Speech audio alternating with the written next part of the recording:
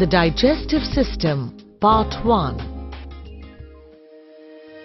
The digestive system consists of the digestive tract called alimentary canal, which forms a continuous passage from the mouth to the anus. The food is taken in the mouth and sent downwards. As the food moves downwards into the alimentary canal, it comes in contact with a series of juices called digestive juices, which contain various enzymes. In the digestive tract, the food is broken down so that the carbohydrates, fats, proteins, minerals, vitamins can be absorbed in the bloodstream. The unabsorbed food remnants are passed out from the alimentary canal by a process called digestion. Though the digestive system has basic similarities in structure and functions, it differs widely in different animals. Let us discuss the digestive system of mammals. Let's take an example of the human digestive system. The digestive system of mammals consists of an alimentary canal and associated glands. The alimentary canal is a long tube about 8 to 10 meters in length and of varying diameter, while the associated glands are the glands that secrete digestive juices for the digestion of food. The alimentary canal includes mouth and buccal cavity, esophagus, stomach, small intestine, and large intestine. The mouth is a transverse slit-like aperture bounded by two soft movable lips. Inside the buccal cavity, there is a muscular tongue and teeth arranged on two jaws. Tongue is a thick musculosensory organ present on the floor of the buccal cavity. The posterior part of the tongue is attached to the floor of the buccal cavity by a soft ligamentous fold called frenulum. The surface of the tongue is covered by a mucous membrane lined by stratified squamous epithelium. The upper and lateral surfaces of the tongue remain covered with various types of papillae. Filiform papillae are conical projections distributed in parallel rows over the anterior two-thirds of the tongue. They are whitish and contain no taste buds.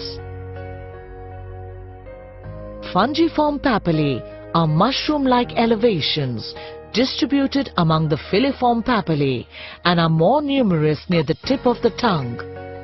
Most of them contain taste buds. Valid papillae are arranged in the form of an inverted V on the posterior surface of the tongue, and all of them contain taste buds. Taste buds are present on the posterior lateral part of the tongue. A taste bud is a pyriform structure made up of modified epithelial cells. It has a small cavity that opens to the surface through a gustatory pore. The taste buds in different parts of the tongue respond to particular modalities of taste: sweet, sour, salty or bitter. The tongue helps in ingestion, chewing and swallowing of food.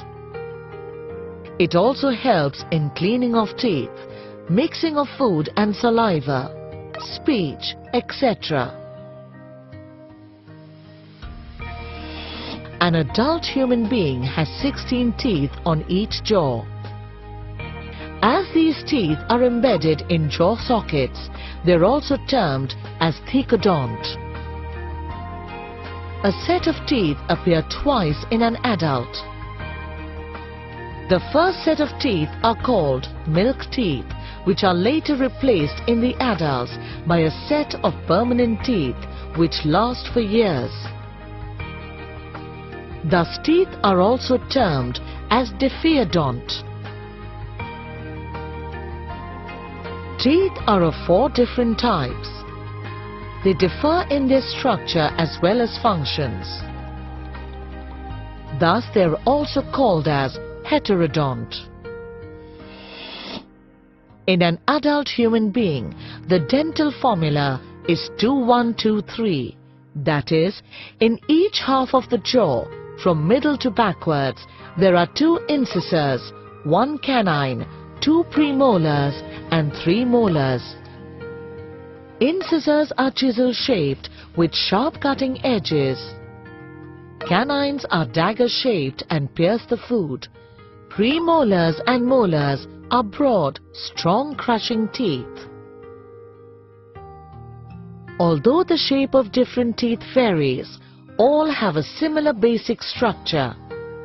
In general, a tooth consists of an upper exposed part, the crown, and 1 or more roots which are embedded in sockets in the jawbone. The junction of crown and root is known as the neck. The greater part of tooth is formed by a bony-like material called dentin. In the region of the crown, the dentin is covered by a much harder white material known as enamel.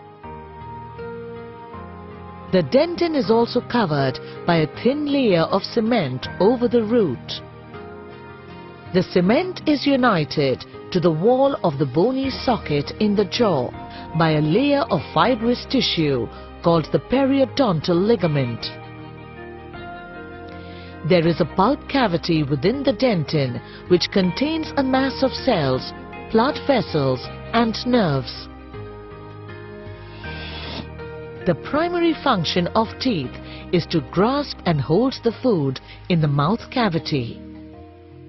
They are also modified to serve as a grinding mill for chewing the food.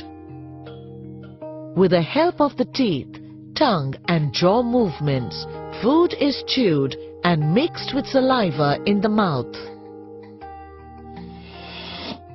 The mouth leads to a funnel-shaped pharynx which continues into a long muscular tube, esophagus. The esophagus is a 22 to 25 centimeter long, narrow, muscular tubular structure. It runs downward through the neck behind the trachea and opens in the stomach in the abdomen. The swallowed food is propelled towards the stomach through the esophagus by the movements of its muscular wall. These movements are called peristalsis. The stomach is a large, muscular and somewhat J-shaped sac. It occupies the left side of the upper part of the abdominal cavity. The upper part of the stomach is called the cardiac or fundus. The middle dome-shaped part is the body, and the distal part is called the pyloric or antrum. The stomach thus has 2 ends. The cardiac end where it receives esophagus and the pyloric end where it opens into the duodenum. The stomach has 2 curvatures, the greater curvature at the left and the lesser curvature at the right side. The mucous membrane of the stomach is thick and it is thrown into numerous longitudinal folds called rugae when stomach is empty. In distended stomach, these folds are not seen. There are numerous glands that exist in the stomach which are called gastric glands. The muscles on the stomach wall churn and mix the food with the gastric juice. They also help in propelling the food to the small intestine through the pyloric end. Small intestine is the longest part of the alimentary canal, about 6 meters in length. It is narrow, tubular and occupies the central and lower parts of the abdominal cavity. It is divided into three regions, namely duodenum, jejunum and ileum. Duodenum is the first part of the small intestine. It looks somewhat like the alphabet C. The ducts conveying pancreatic juice as well as the duct carrying bile open in the duodenum. The duodenum opens into the jejunum, which is about 2.5 meters long.